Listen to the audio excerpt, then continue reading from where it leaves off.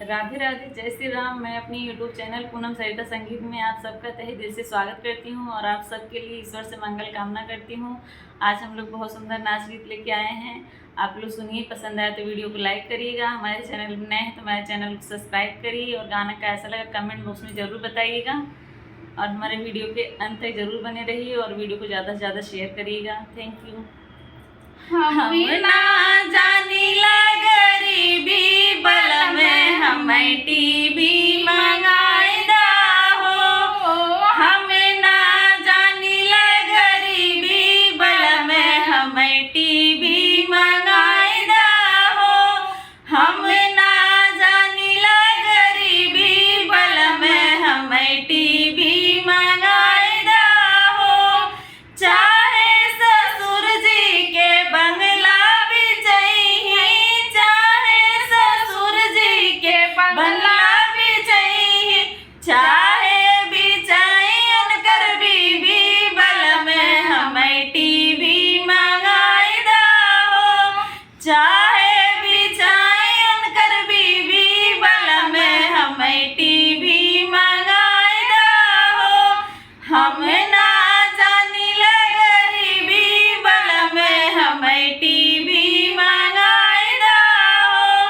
हम ना जानीला गरीबी बल में हमें टीवी मंगाए दा हो।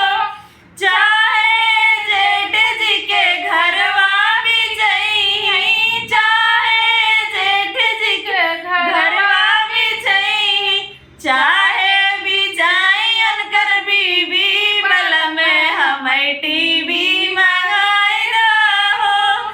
चाहे भी चाहिए उनकर बीवी बल में हमें टीवी मंगाए दा हो।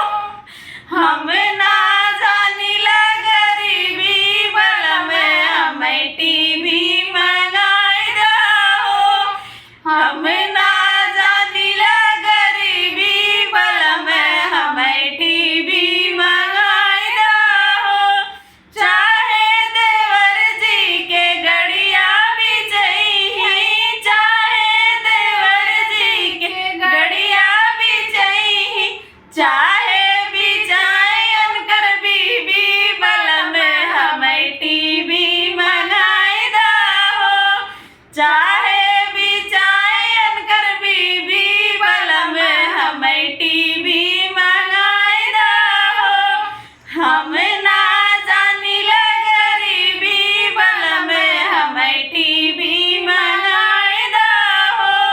हम